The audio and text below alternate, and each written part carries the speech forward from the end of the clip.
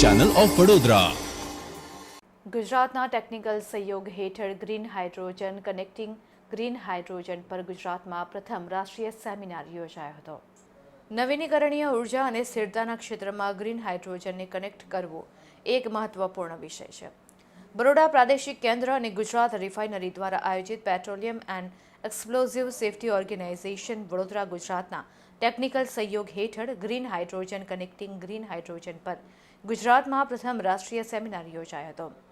19મી મે 2023ના રોજ Spandan hall IOCL Gujarat refinery township Vadodara ખાતે CGH 2023 હાઇડ્રોજન ઉદ્યોગમાં રેગ્યુલેટર્સ, ઇનોવેટર્સ અને હિતધારકોને એકસાથે લાવવામાં મદદ કરી અને આ ઝડપથી વિકસતા ક્ષેત્રમાં નવીનતમ વિકાસ અને તકોની શોધ કરી।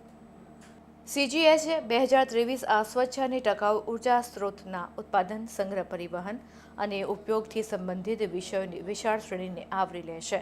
તેને દેશમાં ગ્રીન હાઇડ્રોજનની સંભવિતતા અને ઓછા કાર્બન અર્થતંત્રમાં સંક્રમણ માટે સહયોગી પ્રયાસની જરૂરિયાત વિશે જાગૃતિ લાવવામાં મુખ્ય ભૂમિકા ભજવી હતી। Doctor R. Venugopal, IPESS joint chief controller of explosive PESO Vadodara technical programme committee CGH 2023ના અધ્યક્ષ હતા। રાહુલ પ્રશાંત, એક્ઝિક્યુટિવ ડાયરેક્ટર અને રિફાઇનરી હેડ IOCL JRA આ પ્રસંગે અધ્યક્ષીય ભાષણ આપ્યું હતું। આ ક્ષેત્રમાં જાણીતા શિક્ષણવિદો છે Reliance, IOCL, BPCL, HPCL, Linde, Naira, INOX, L&T, Nirma, GACL, GFCL, GOBP વગેરે જેવા રિન્યુએબલ એનર્જીના ક્ષેત્રમાં તમામ મોટા ઉદ્યોગોના નામો સેમિનારમાં ભાગ લીધો હતો। આ કાર્યક્રમનો 300 જેટલા પ્રતિનિધિઓએ લાભ લીધો હતો।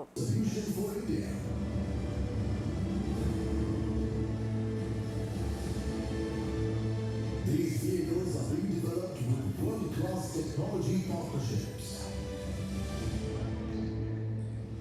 Powered by this hydrogen technology, we are set to redefine the future. Reliance will induct these vehicles into its fleet in line with the net carbon zero vision for 2035.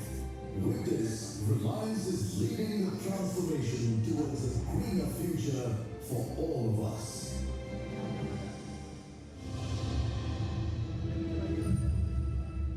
This green energy revolution is started in India, so we have to keep our planet clean and neat and with less carbon in the atmosphere.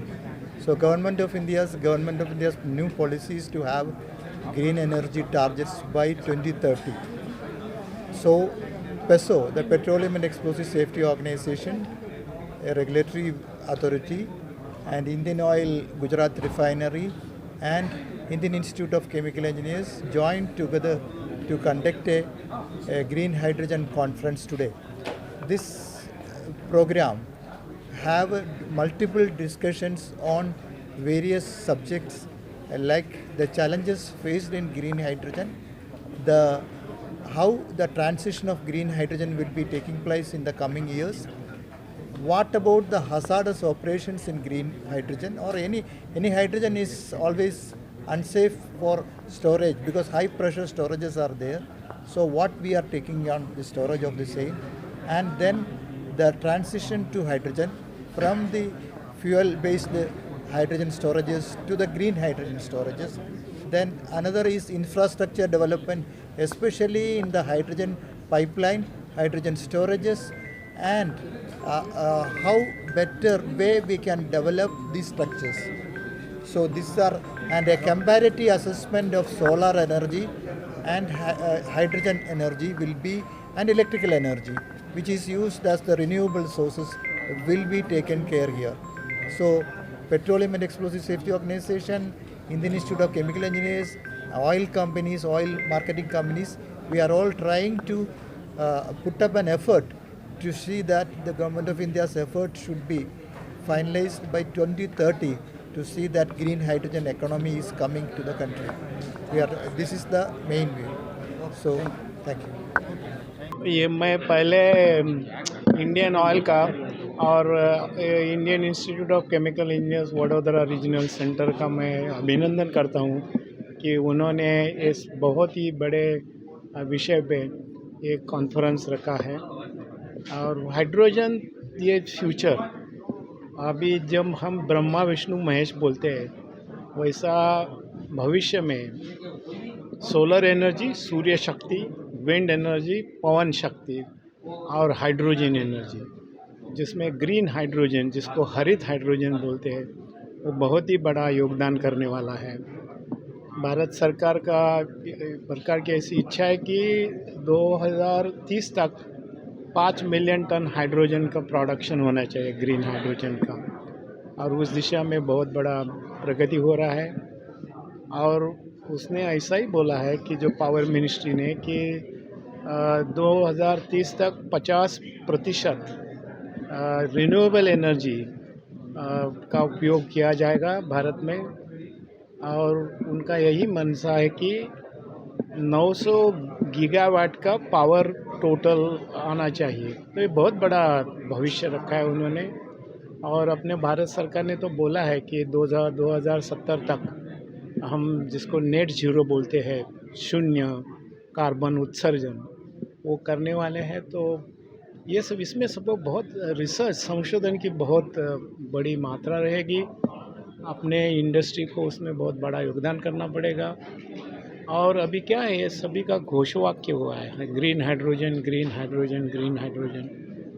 उसका कारण ऐसा है कि carbon dioxide का जो concentration होता है, वो जो एटमॉस्फेयर में, वो आज 423 ppm है आज के दिन। और अपने को ये लाने के लिए, उसका मतलब ये है कि 40 गीगा टन का कार्बन डाइऑक्साइड, उसको 10 गीगा टन पे आएगा तो ही हम नेट ज़ीरो बना सकते हैं। तो ये बहुत बड़ा विषय है, और यहाँ बहुत अकम्प्लिश साइंटिस्ट लोग यहाँ आए हैं, इंजीनियर्स आए हैं, प्रैक्टिशनर्स आए हैं। तो मुझे बहुत खुशी हुई इधर आके इनके कॉन्फ्रेंस में शरीक होने का, मुझे बहुत आनंद है। धन्यवाद।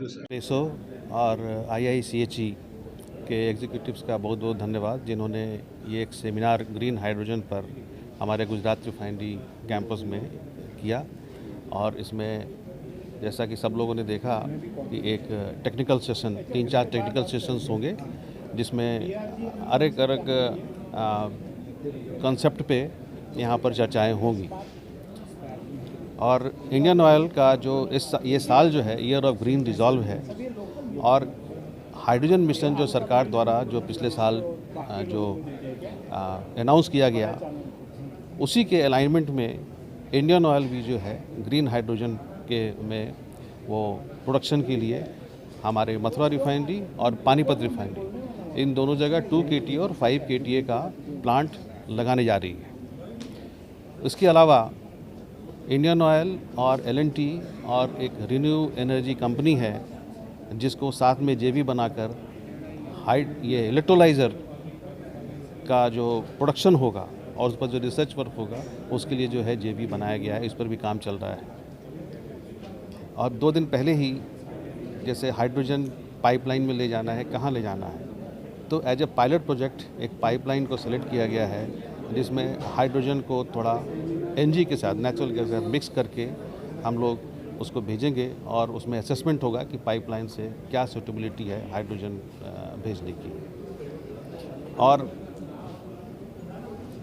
उसके अलावा हमारा R&D centre, Indian oil R&D centre भी जो ग्रीन हाइड्रोजन में जो रिसर्च वर्क चल रही है, उससे Indian Oil as a whole and country as a whole, उसको मेरी आशा है कि काफ़ी ज़्यादा उसमें लाभ होगा आने वाले दिनों में। हम लोग ये भी कोशिश कर रहे हैं, हमारे जो हाइड्रोजन कंजम्पशन है, क्योंकि रिफाइनरी जो है सबसे ज़्यादा हाइड्रोजन जो है कंज्यूम करती है अपने अलग अलग यूनिट्स में, तो उससे एटलीस्ट 5% जो है वो 2030 तक लक्ष्य है कि वो ग्रीन हाइड्रोजन उसमें हम लोग इंजेक्ट करेंगे। और इससे जो हमारा जो ऑब्जेक्टिव है Indian Oil as a whole कि 2046 तक वो ग्रीन नेट जीरो में जाएं, ये मेरे ख्याल से ग्रीन हाइड्रोजन में जो हम लोग काम कर रहे हैं उसको अचीव करने में हमें ज़रूर सफलता मिले।